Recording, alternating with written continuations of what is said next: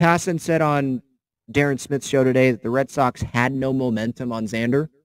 There was that report by a Red Sox reporter during the day. Was it yesterday?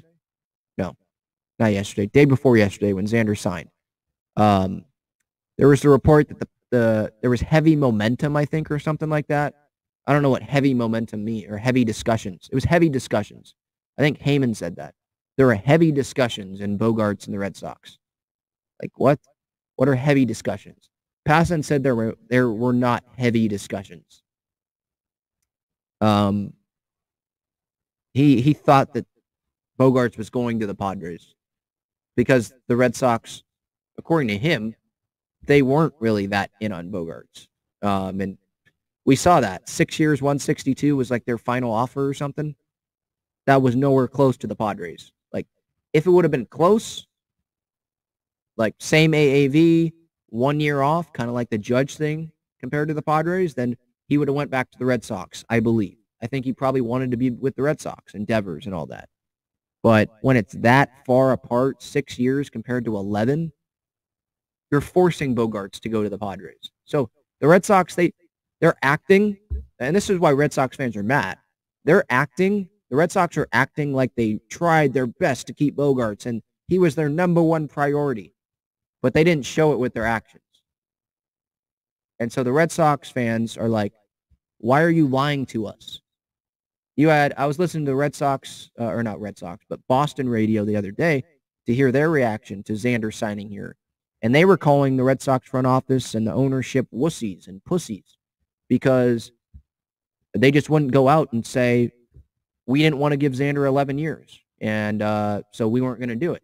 No, instead, they have writers put out pieces of Chaim Bloom being devastated at the airport and just staring blankly at his phone when he heard of the news at the San Diego airport in the Delta Sky Lounge, and sulking on the airplane when he got on the airplane.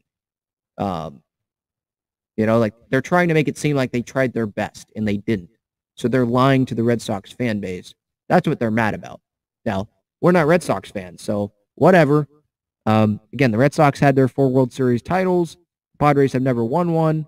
We're going all in here. Let's go do this. Let's go win, right? I couldn't be happier to have Xander on this team. I'm loving Xander already.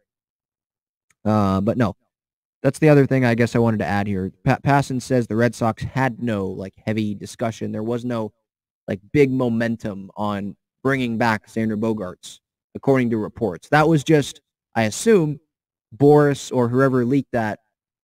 It was just to get the Padres to increase their offer, probably. Maybe there was another team that was in there. Maybe there was someone from Boris's camp that wanted Bogaerts to be a Padre and leaked that to whoever that Red Sox reporter was that said that, to get the Padres to go in there and pay more. And that's what happened. So credit to whoever who leaked that, I guess, because according to, I think it was the Union Tribune put out the other day, that Seidler was more involved than he usually was in free agent decisions, or he was more involved than usual in going and getting a free agent. He wanted to make sure that they got Xander Bogaerts, and so it worked. I don't care how much they spent on Bogaerts. I don't care that they gave him 11 years. Who cares about when I'm 30 years old? I'm 19 right now. I'll be 30 when this contract's up. I don't care about then. We're trying to win right now, right? We just made it to the NLCS. Let's go improve this team so we can go get to the World Series, right? That should be the mentality, and that's what the mentality is. So anyone that's trying to complain about, oh my man, this is oh my gosh, this is a long contract, 11 years, really? And if you're a Padres fan doing that, you don't have the right mentality. Who cares about that right now? And $25 million a year when he's 40, that's not going to be bad at all, because contracts keep going up every single year, the AAV. Imagine what the AAV is going to be for a shortstop free agent in 2030.